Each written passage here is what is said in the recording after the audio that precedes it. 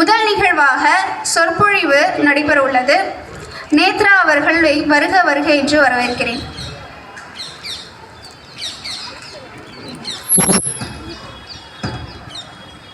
என் பெயர் நேத்ரா. நான் 2ஆம் வகுப்பு படிக்கிறேன்.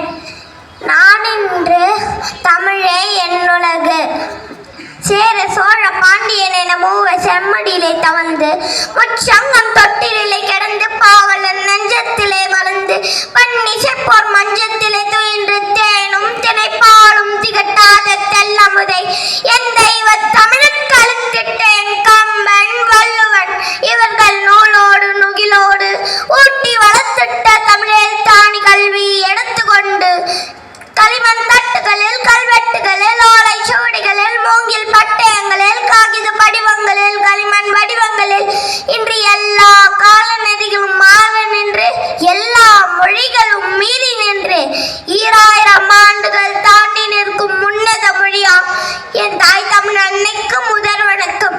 பிறந்து சிறந்த மொழி அல்ல தமிழ், சிறந்து பிறந்த மொழி நம் தமிழ். கல் தோன்றி மண் தோன்றா காலத்தே முன் தோன்றிய மூத்த குடியாம் நம் தமிழ்.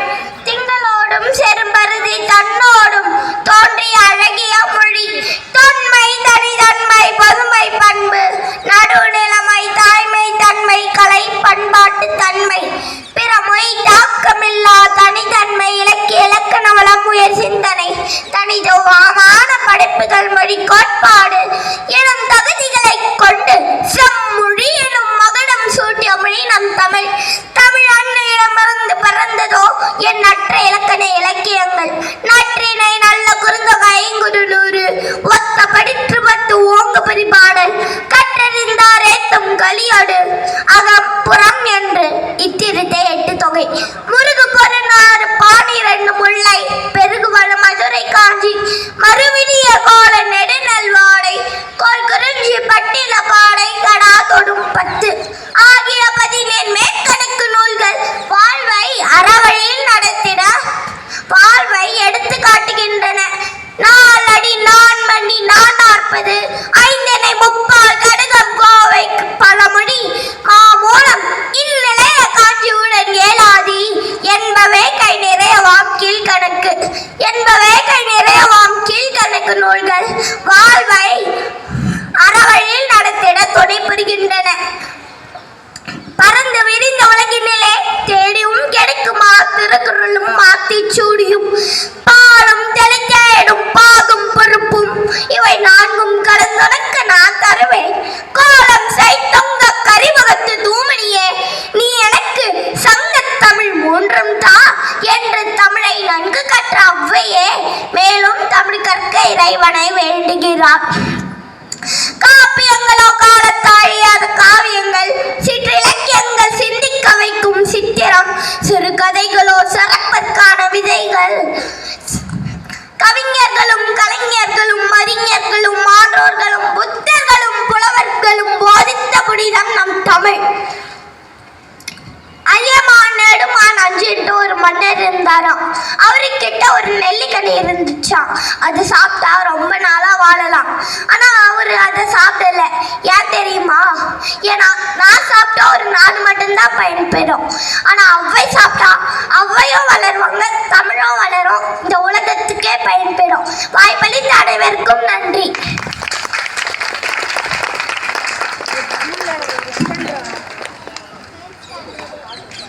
அருமை அருமை. தமிழை பற்றி இத்தனை அழகாக 2வது படிக்கக்கூடிய மாணவி பேசும்பொழுதே கேட்கறதுக்கு இனிமையாக இருக்குல்ல.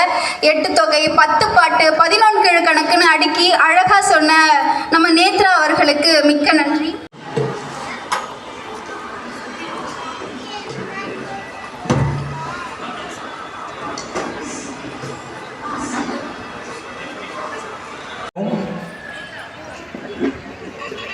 அதாவது கடுகு சிரித்தாலும் கார குறையாதுன்ற மாதிரி ஒரே ஒரு அந்த மைக்கு என்னாலேயே தூக்க முடியல. அவள் தூக்கி ரொம்ப நேரமாக பேசிகிட்டு இருந்தா. நல்லா வந்து கரகோஷம் கொடுக்கலாம் அந்த குழந்தைக்கு.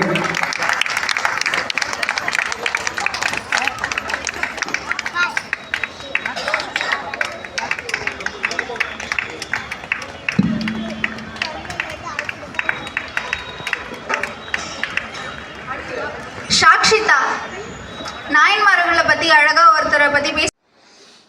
கச்சபேஸ்வரர் கோயில் ஒரு சிறப்பு வாய்ந்த சிவாலயம்.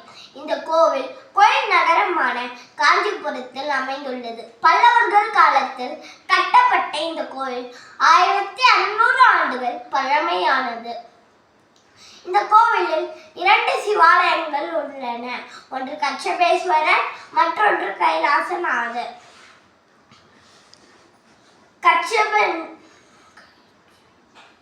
கச்சபம் என்றால் ஆமை. திருமால் ஆமை வடிவத்தில் சிவனை வழிபட்டதால் இத்தல இறைவன் கச்சபேஸ்வரர் என்று அழைக்கப்படுகிறார். இந்த கோயில்ல தான் நான் இன்னைக்கு ஸ்பீச் பண்ணேன்.